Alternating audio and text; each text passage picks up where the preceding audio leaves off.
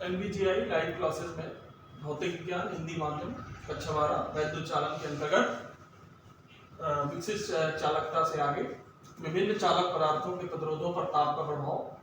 हम जानते हैं हमारे प्रकृति में चार प्रकार के पदार्थ होते हैं जिनसे होकर धारा का प्रवाह होता है। सबसे पहले धातुओं का ताप बढ़ाने पर उनके प्रतिरोध और प्रतिरोधकता पर क्या प्रभाव पड़ता है इसके बारे में है। धातुओं, आप जानते हैं कि धातुओं में मुक्त इलेक्ट्रॉन होते हैं जिनके द्वारा धारा का प्रवाह होता है। तो जब किसी चालक का धातु का प्रतिरोध बढ़ाया जाता है तो जानते हैं कि श्रांतिकाल घट जाता है। श्रांतिकाल घटने से श्रांतिकाल प्रतिरोध के व्युत्क्रमानुपाती होता है। पीछे आपने पढ़ा था। श्रांतिकाल की परिभाषा जानते हैं, किसी भी मुक्त इलेक्ट्रॉन द्वारा दो लगातार धन आयनों से टक्करों के मध्य लगा समय श्रांतिकाल कहलाता है।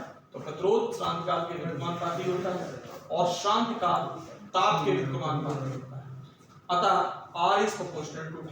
किसी चालक का ताप बढ़ाने पर उसका प्रतिरोध बढ़ जाता है। इसके अंतर्गत एक फॉर्मूला है, यदि 0 डिग्री सेंटीग्रेड पर किसी चालक का प्रतिरोध R0 हो और T डिग्री सेंटीग्रेड पर किसी चालक का प्रतिरोध RT हो तो R बराबर RT बराबर R0 ब्रैकेट में 1 प्लस अल्फा T, जहां अल्फा प्रतिरोध ताप गुणांक है। इस फॉर्मूले से किसी भी चालक का किसी भी ताप पर प्रतिरोध निकाल सकते हैं यदि 0 डिग्री सेंटीग्रेड पर प्रतिरोध दिया हो। धातुओं के बाद मिश्र धातु में दो या दो से अधिक धातुओं के मिश्रण को मिश्र धातुएं कहते हैं। मिश्र धातुओं का प्रतिरोध भी ताप बढ़ाने पर बढ़ता है। उनमें वही गुण है जो धातुओं में, परंतु ये देखा गया है कि इनमें धातुओं के इनके प्रतिरोध पर धातुओं की अपेक्षा कम वृद्धि होती है।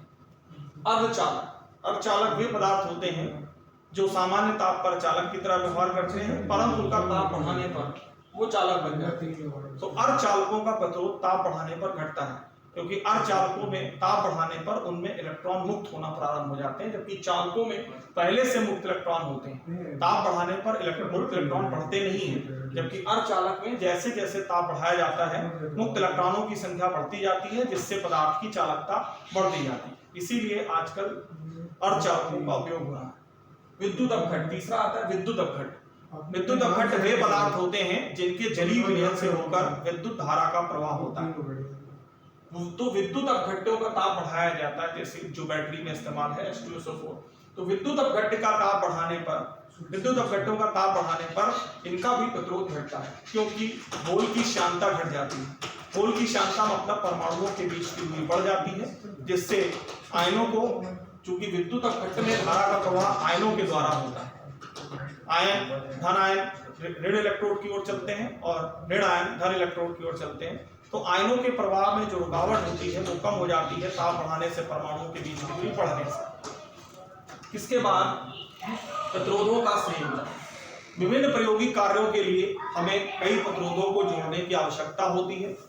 प्रतिरोधों का संयोजन दो प्रकार से होता है, श्रेणी क्रम और समांतर। छोटे क्लासों में आपने पढ़ा है।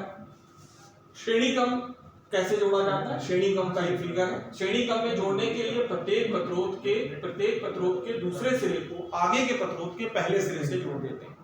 ये प्रक्रिया चलती रहती है जितने प्रतिरोध जोड़ने, और पहले प्रतिरोध के पहले सिरे को जिस बैटरी या सेल से जोड़ना है उसके धन सिरे से, और दूसरे सिरे को ऋण सिरे से जोड़ देते हैं। माना 3 प्रतिरोध हैं, जिनके 3 प्रतिरोध R1, R2 और R3, जिनको श्रेणी क्रम में जोड़ा गया है।